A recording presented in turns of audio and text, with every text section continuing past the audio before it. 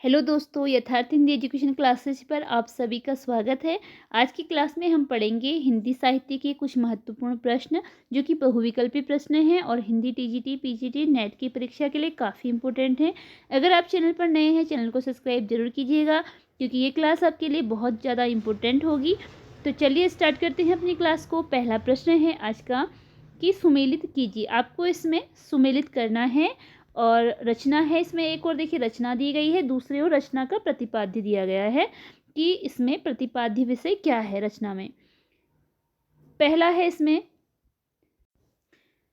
तो इसमें देखते हैं पहले सही आंसर क्या है। राइट आंसर इसके लिए ऑप्शन सी है। राइट आंसर ऑप्शन सी है, जिसमें शिवराज भूषण जो रचना है ये एक अलंकार निरूपण ग्रंथ है। और छत्र प्रकाश यह रचना एक जीवन चरित्र रचना है। विरह वारिस यह रचना है रीति स्वच्छंद वृत्ति की रचना। काव्य निर्णय यह रचना है सर्वांग निरूपण रचना। ठीक है, जो ये रचनाएं हैं ये इनके प्रतिपाद्य विषय हैं कि इनमें किस चीज का प्रतिपाद्य किया गया है।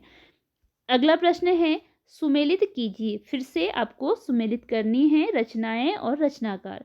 एक ओर दी गई हैं रचनाएं, दूसरी ओर दिए गए हैं उनके रचनाकार। इसके लिए राइट आंसर है ऑप्शन बी, जिसमें एक आंसर है रस सागर। यह रचना है श्रीपति की। रस चंद्रोदय रचना है कवींद्र की। रस राज यह रचना है मतीराम की। रस पीयूष निधि यह रचना है सोमनाथ की। ठीक है, इस प्रकार ये रचनाएं हैं रस सागर श्रीपति, रस चंद्रोदय कबींद्र, रस राज मतीराम और रस पीयूष निधि यह रचना सोमनाथ की है। अगला प्रश्न है रीति मुक्त कविता की विशेषताएं हैं। रीति मुक्त कविता है, इसकी विशेषताएं क्या क्या हैं। ऑप्शन ए इसमें राइट आंसर है, पहला, दूसरा और तीसरा। पहला है कि एक तो यह आंतरिक अनुभूतियों का काव्य है। यह मूलतः आत्म प्रधान और व्यक्तिगत है। यह सभी प्रकार की रूढ़ियों से मुक्त है। जो रीति मुक्त काव्य है यह सभी प्रकार की रूढ़ियों से भी मुक्त है, आंतरिक अनुभूतियों का काव्य है, मूलतः आत्म प्रधान और व्यक्तिगत काव्य है। अगला प्रश्न है पीर भरो जिय धीर धरे नहीं, कैसे रहे जल जात के बांधे। उपयुक्त काव्य पंक्तियों में स्त्री की किस मनः स्थिति का संकेत किया गया है। यह बताना है आपको कि इसमें जो स्त्री की मनःस्थिति है वह क्या है, किस प्रकार की मनःस्थिति का इसमें वर्णन किया गया है। इसके लिए राइट आंसर है ऑप्शन ए, दुखातिरेक का इसमें वर्णन किया गया है। अगला है भारत में अंग्रेजों के बढ़ते प्रभाव के प्रति ध्यान आकर्षित करते हुए पद्माकर ने किस राजा के दरबार में यह कवित्त पढ़ा था। मीनागढ़ बंबई सुमंद मंद राजबंग, बंदर को बंद करी बंदर बसावे गो, कहे पद्माकर कसकी काश्मीर हु को पिंजर सो घेरी के कलिंजर छुड़ावे गो, बांका नरब दौलत अलीजा महाराज कबो, साज दल पकड़ी फिरंगिन दबा बैगो। दिल्ली दहपट्टी पटना हु को झटपट करी, कबहू लता कलकत्ता को छुड़ावे को। पद्माकर ने यह पंक्ति कही है किसके दरबार में, किसके लिए कही है, यह बताना है आपको। ऑप्शन बी इसमें राइट आंसर है, दौलत राव सिंधिया। राइट आंसर है ऑप्शन बी, दौलत राव सिंधिया का ध्यान आकर्षित करते हुए अंग्रेजों के बढ़ते राज्य को देखकर आकर्षित करते हुए इन्होंने कहा था दौलत राव सिंधिया की। अगला क्वेश्चन है निम्नलिखित में से किस कवि ने सतसई की रचना नहीं की है। ध्यान देना है, नहीं में आपको जिसने नहीं की है वो बताना है। ऑप्शन दिए गए हैं और राइट आंसर ऑप्शन डी है, चिंतामणि। चिंतामणि ने सतसई की रचना नहीं की है। अगला प्रश्न है कालक्रम की दृष्टि से निम्नलिखित ग्रंथों का सही अनुक्रम बताइए। सही अनुक्रम बताना है कालक्रम के आधार पर।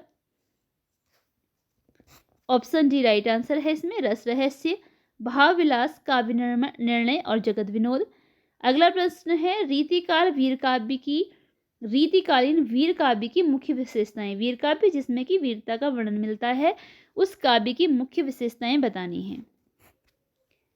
ऑप्शन सी राइट आंसर है, पहला, दूसरा, चौथा। रासो काव्य की अपेक्षा में अधिक प्रमाणिक हैं। इसमें तात्कालिक इतिहास सुरक्षित है। किसी वीर काव्य में फिरंगियों का भी वर्णन किया गया है। इसके लिए राइट आंसर है कि जो रीतिकाल में वीरता संबंधित काव्य लिखे गए थे। अगला प्रश्न है, दृग उर्झत टूटत कुटुम जुरत चतुर्चित प्रीति परति गांठ दुर्जन हिये दई नई यह रीति।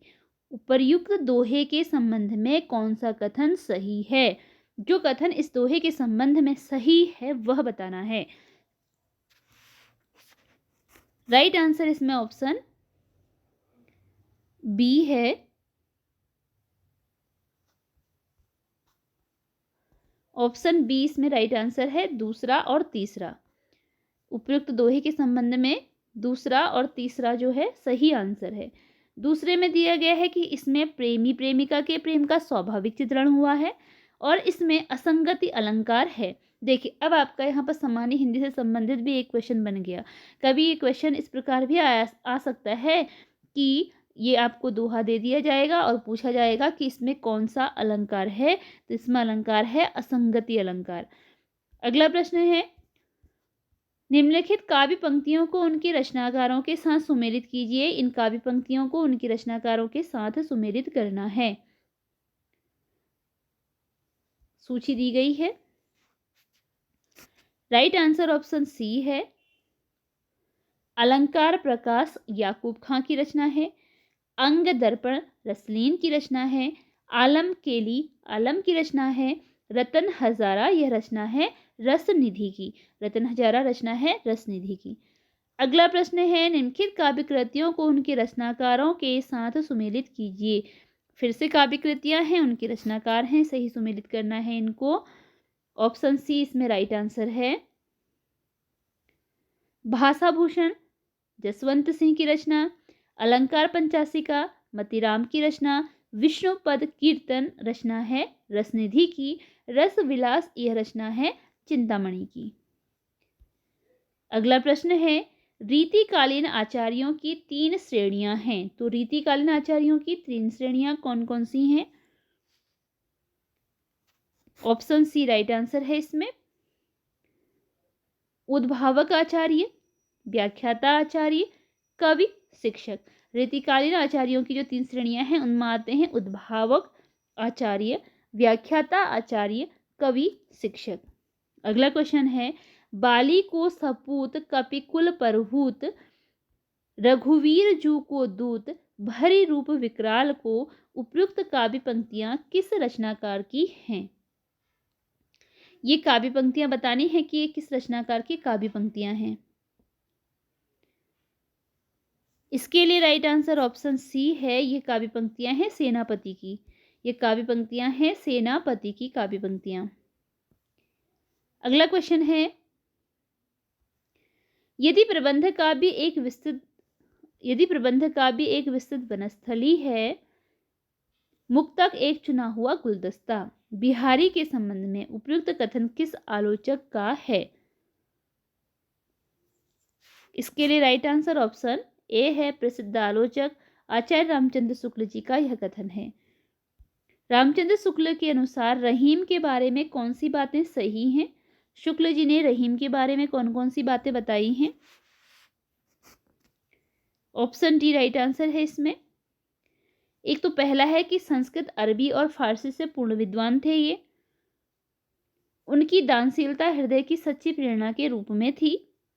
उनकी सभा विद्वानों और कवियों से सदा भरी रहती थी। रामचंद्र शुक्ल जी का यह कथन रहीम के बारे में है। निम्नलिखित में कौन सी रचनाएं केशवदास की नहीं है? कौन सी रचनाएं केशवदास की हैं, जो हैं वो बतानी है। ऑप्शन दिए हैं और राइट आंसर इसके लिए ऑप्शन ए है। पहला और तीसरा रसिक प्रिया इनकी रचना है और विज्ञान गीता इनकी रचना है। केशवदास की रचना रसिक प्रिया, विज्ञान गीता। अगला क्वेश्चन है, निम्नलिखित रचनाओं को उनकी रचनाकारों के साथ सुमेलित कीजिए। रचनाकारों के साथ उनकी रचनाओं को सुमेलित करना है। ऑप्शन ए इसमें राइट आंसर है। काव्य प्रकाश रचना है चिंतामणि की, रसराज रचना है मतीराम की, रस विलास रचना है देव की, रस सारांश रचना है भिखारीदास की। अगला प्रश्न है, जन्म काल के अनुसार निम्नलिखित रचनाकारों का सही अनुक्रम क्या है। जन्म काल के आधार पर इन रचनाकारों का सही अनुक्रम बताना है। सही अनुक्रम जन्म काल के आधार पर बताना है। राइट आंसर है इसके लिए ऑप्शन ए। ऑप्शन ए इसमें राइट आंसर है।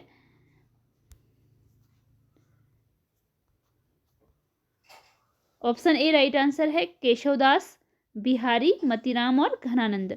सबसे पहले आते हैं केशवदास, फिर बिहारी, मतीराम और घनानंद। अगला प्रश्न है, रचनाकाल की दृष्टि से निम्नलिखित कवियों का सही अनुक्रम बताना। बताइए इन कवियों का सही अनुक्रम बताना है रचनाकाल के आधार पर, जिसमें कि ऑप्शन डी सही है।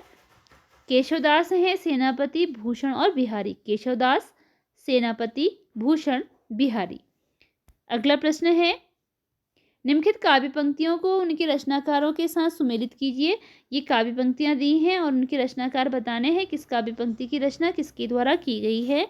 तो इसमें ऑप्शन बी राइट आंसर है। ऑप्शन बी राइट आंसर है। कौन परी यह बानी अरी, नित नीर भरी गगरी ढरकावे। यह पंक्ति लिखी गई है ऑप्शन फोर्थ वाला प्रताप शाही के द्वारा। गुलगुली गिल में गलीचा है, गुनी जन है चांदनी है, चिक है चिरागन की माला है। यह पंक्ति लिखी है पद्माकर ने। सेवर सिपाही हम उन राजपूतन के, दान जुद्ध जुरिबे में नेकु जेना मुर्के। यह पंक्ति लिखी है ठाकुर ने। अभिधा उत्तम काव्य है, मध्य लक्षणालीन, अधम व्यंजना रस विरस उलटी कहत प्रवीण। यह पंक्ति लिखी है देव ने। अगला प्रश्न है, कीनेहु कोरिक जतन अब कही काढ़े कोनु, भो मन मोहन रूप मिली पानी में को लौनु। इस दोहे के संबंध में क्या सही है। सही कथन बताना है इस दोहे के संबंध में। राइट आंसर ऑप्शन डी है पहला और दूसरा।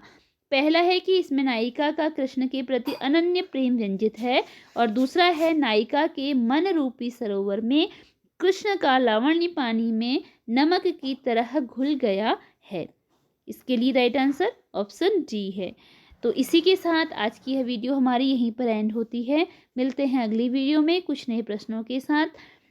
वीडियो अगर यूजफुल लगी हो आपको तो चैनल को सब्सक्राइब जरूर कीजिएगा।